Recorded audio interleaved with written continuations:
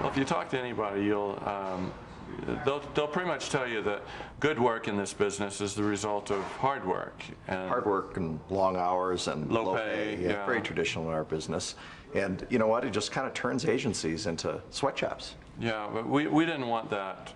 Well, we wanted the good work part, but we didn't want the hard work part. So yeah, I mean, if the hard work, you get tons of turnover. And it's just not a fun environment, bad for culture. Yeah, so we were kicking around some ideas one night. I think Dan was looking through. Yeah, we were just talking about benefits and all the things that go with hiring people, and found something in the Social Security laws that say that certain self-employed religious groups are allowed to get by without paying Social Security tax. Yeah, plus they don't take health insurance. Yeah, at that point, the nickel kind of dropped for us, and we're thinking, okay, this is adding up. Low pay, hard work. We needed some Amish.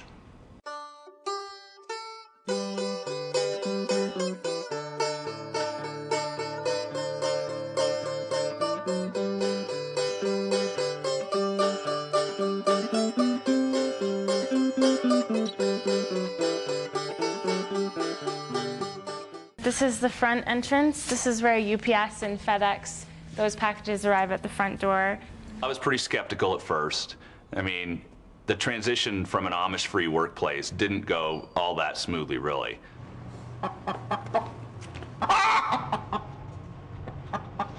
But it didn't take me long to become a believer. I mean, their work ethic is legendary, and their attention to detail. I mean, look at these quilts. These things don't sew themselves. The advertising industry as a whole has been very slow to embrace change, and when it came to the Amish, they were especially slow to embrace that. Yeah, but I mean, historically, there have been great Amish agencies. One of them that immediately springs to mind is Klopfenstein, Smucker, and Schwarzenegger. I mean, even today, you think Amish and you think what? Furniture, quilts. You don't think advertising. No, and in fact, nobody would ever give them any credit for inventing the transit advertising category. Yeah, they were doing the work, but they just weren't getting the credit for it. So, I guess to answer your question, it's okay to have the Amish in here, and I can understand what they're trying to do, and I appreciate it, but it's so 5 minutes ago. They're hard workers. They're really trying hard to understand the technology. We're having a little bit of a problem keeping their files sorted the right way on the server. I don't really think they know what the server is, to be honest.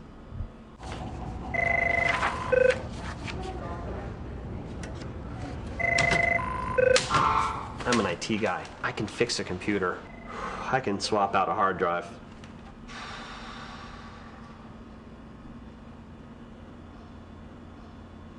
I think overall it's working out really well. They just seem to be adapting really well to this environment. They give me a good heads up as far as when they need time off. Things like barn raisings, these types of events they prepare for well in advance, and thus we have enough notice.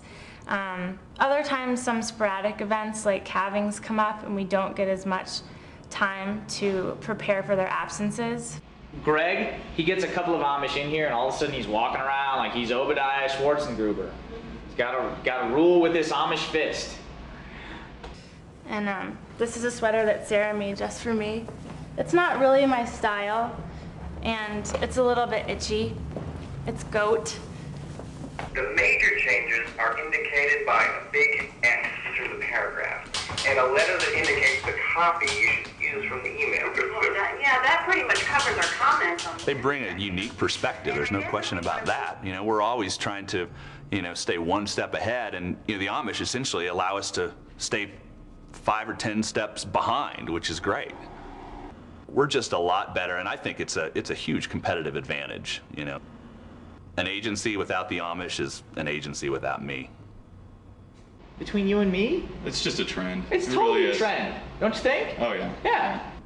After this video airs, the Amish are really going to become part of our agency business. So they're going to be the wave of the future. I'm pretty sure someday every agency will be using Amish. Yeah, but hopefully not too soon. Nice.